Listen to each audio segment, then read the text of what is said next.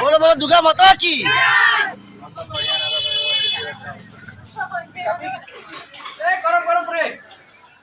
এই মহালয়া উপলক্ষে বনাই আছে ন দাদা? सर्वे मंगले। নমস্কাৰ বন্ধুসকল, মোৰ নাম পংকজ পটেকে, তেজপুৰ ল'ৰা মই। আজি নতুন এটা ব্লগ লৈ আপোনালোকৰ মাজলৈ আহিলোঁ।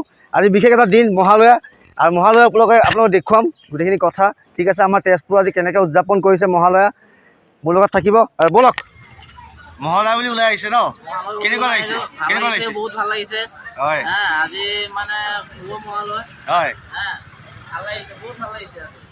ঠিক আছে, এয়া মহালয়া পৰিৱেশ। এয়া আজি মহালয়া বুলি ওলাই আহিছে, কেনেকুৱা লাগিছে? ভাল লাগিছে ন? আপোনাৰ ক'ৰ হয়? আমি তেজপুৰৰ হয় হয়, ঠিক আছে।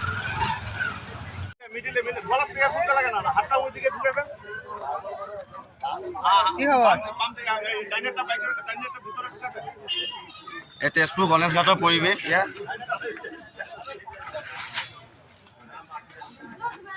এই মহালয়া বুলি বহুত মানুহ ওলাই আহিছে, আৰু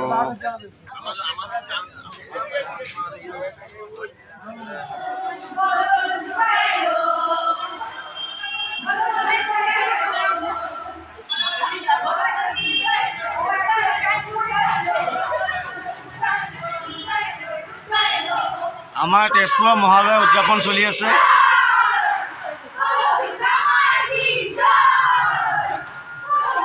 আপোনালোকৰ মহালয়া উদযাপন কৰি কেনেকুৱা লাগিছে? ভাল লাগিছে ন? চবেই একেলগে কওক, বলো বলো দুৰ্গা মাতা কি, বলো বলো দুৰ্গা মাতা কি, বলো বলো দুৰ্গা মাতা কি।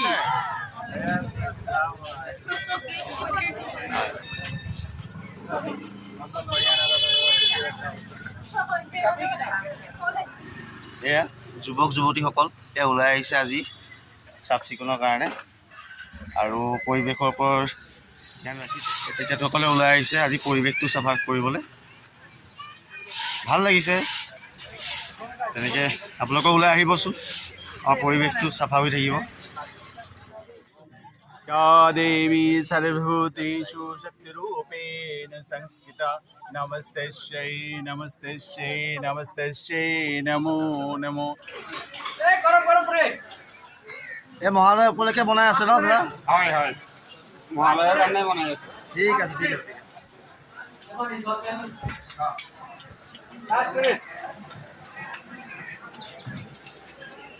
বহুত মানুহে মহালয়া ব্ৰত ৰাখে। মহালয়া ব্ৰতৰ বিষয়ে বহুতে জানে আৰু বহুতে নাজানে, আৰু এইখিনি কথা মই এজন জ্যোতিষীৰ ওচৰলৈ আহিছোঁ। তেখেতৰ নাম হ'ল ডক্টৰ দীপাংকৰ ভৰদ্বাজ, আৰু তেখেতৰ পৰা জানো আহক গোটেইখিনি কথা।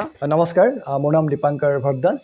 মই এজন জ্যোতিষী, গতিকে মই নৱদুৰ্গাৰ বা নৱৰাত্ৰি কেনেকৈ পালন কৰিব লাগে তাৰ বিষয়ে কিছু কথা ক'ব বিচাৰিছোঁ। নৱৰাত্ৰি মা দুৰ্গাৰ 9টা ৰূপৰ পূজা কৰা হয় নৱৰাত্ৰিত। গতিকে নৱৰাত্ৰি পূজাটো আমি অতি সুন্দৰভাৱে কৰিব লাগে, সকলোৱে কৰিব লাগে পৰাপক্ষত, আৰু ব্ৰত ৰাখি কৰিব লাগে।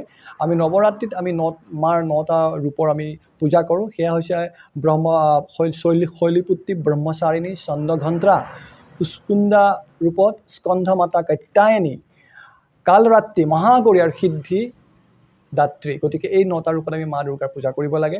আৰু পূজা বিধি আমাৰ একদম চিম্পলকৈ মই কৈছোঁ। আপোনালোকে ৰাতিপুৱাই মানে প্ৰথম দিনাখনেই, নৱৰাত্ৰিৰ প্ৰথম দিনটো আপুনি শুদ্ধ বসন পিন্ধি গংগাজল, গোটেই ঘৰত গংগাজল ছটিয়াই, লগত পাৰিলে যদি নিমখেৰে আপুনি গোটেই ঘৰখন মুচি আপোনালোকে সকলোৱে শুদ্ধ বসন পিন্ধি আপোনাৰ ঘৰ পবিত্ৰ কৰি আপোনালোকে মা দুৰ্গাৰ প্ৰতিমূৰ্তি বা ফটো আপোনালোকে স্থাপন কৰিব লাগে। আৰু স্থাপন বিধিও চিম্পল। আপোনালোকে ধুনীয়াকৈ আপুনি ৰংগুলি বনাই পেলাই, বা আপোনালোকে তলত যদি ৰংগুলি নাই, হালধিৰ দ্বাৰা লেপন কৰি আপুনি মা দুৰ্গাৰ প্ৰতিমূৰ্তি বা আপোনালোকে ফটো বহাই তাত আপোনালোকে তাৰ ওচৰত শুদ্ধ বসন দি তাৰ ওপৰত আপুনি মা দুৰ্গাৰ মূৰ্তি বা ফটো দি তাত আপোনালোকে মা দুৰ্গাক পূজা কৰিব পাৰে। লগতে আপুনি গণেশ দেৱতা বা শিৱ বা আপোনালোকে লক্ষ্মী, এই গোটেইখিনিক আপোনালোকে পূজা কৰিব পাৰে, কাৰণ তেওঁলোকৰ লগত গোটেইখিনি থাকে সকলো দেৱী দেৱতা। গতিকে ইয়াৰ উপৰিও আপোনালোকে যদি মাৰ আশীৰ্বাদ আৰু অধিক লাভ কৰিব পাৰে লাগে, তেতিয়াহ'লে সন্ধি পূজা আৰু আপোনাৰ কুমাৰী পূজাও এই নৱদুৰ্গাৰ বা নৱৰাত্ৰিৰ ভিতৰতে কৰিব পাৰে। এই সন্ধি পূজা বা আপোনাৰ কুমাৰী পূজা পূজা মণ্ডপবিলাকতো হয়। পূজা মণ্ডপবিলাকত আপোনালোকে গৈ পেলাই এই পূজাৰ অংশীদাৰ হ'ব পাৰে। ইয়াৰ উপৰিও আপোনালোকে এই মা দুৰ্গাৰ যি আশীষ, এই আশীষ লাভ কৰিবলৈ আপোনালোকে ফলাহাৰ খাব লাগে। যদি আপুনি ব্ৰত পালন কৰে ফলাহাৰ খাব লাগে আৰু আপোনালোকে সন্ধিয়া হবিচ কৰিব লাগে। যদি আপোনালোকে ব্ৰত পালন কৰে বা আপোনালোকে দিনত 2 টাইম খাব লাগে, বেছি খাদ্য খাব নালাগে আৰু নিমখ খাব নালাগে। তাৰ সলনি সান্ধ্যক লৱণ, এই সান্ধ্যক লৱণ আপোনালোকে খাব পাৰে। তো এনেধৰণে আপোনালোকে একদম সহজভাৱে মা দুৰ্গাক আশীৰ্বাদ লাভ কৰি নৱৰাত্ৰি পালন কৰিব পাৰে। গতিকে মই সকলোলৈকে নৱৰাত্ৰিৰ শুভকামনা জ্ঞাপন কৰি মই মোৰ নমস্কাৰ প্ৰদান কৰিছোঁ। লগতে আপোনালোকক মই এটা কথা কওঁ যে আপোনালোকে 2টা মন্ত্ৰ আছে একদম সহজভাৱেৰে ওম দুং দুৰ্গাদেৱ্যে নমঃ, ওম দুং দুৰ্গাদেৱ্যে নমঃ এই মন্ত্ৰ আপোনালোকে পাঠ কৰিব পাৰে।